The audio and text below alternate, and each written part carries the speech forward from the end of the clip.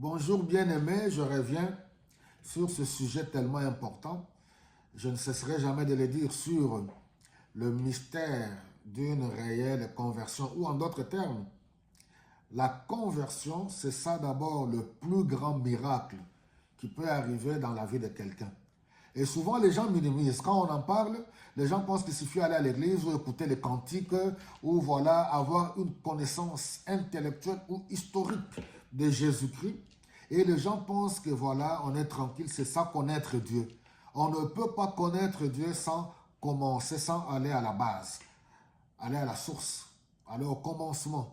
Tout commence par la nouvelle naissance, où on meurt d'abord. Il faut d'abord mourir par rapport au monde, par rapport à sa vie ancienne et naître de nouveau, naître spirituellement. La plupart de tous les problèmes que nous avons dans les églises, même au niveau relationnel, ou tous les problèmes qu'on a aujourd'hui, moi je me permets de le dire, près de 90%, la réponse se trouve au niveau de la conversion.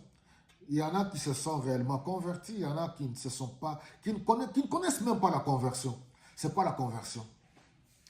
Ils se sont lancés dans les choses de Dieu, ils chantent peut-être dans le choral, et puis ils vont dans des concerts gospel.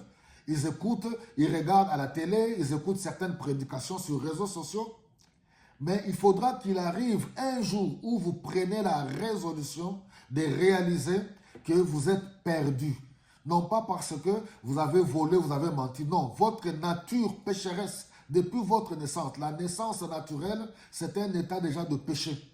Et que sans la vie de Christ, que vous êtes perdu et que vous prenez la résolution de vous repentir, de vous détourner et d'accepter Jésus-Christ dans votre vie comme votre Seigneur et votre Sauveur. Et l'Esprit de Dieu qui vient habiter en vous et vous commencez une nouvelle vie pour apprendre à connaître Jésus-Christ dans une vie d'étude de la parole où tu dois être encadré, accompagné, où on doit t'affermir dans la foi pour progressivement que tu apprennes à abandonner définitivement la vie du péché, la vie du monde et connaître réellement la différence qu'il y a entre le monde et l'Église.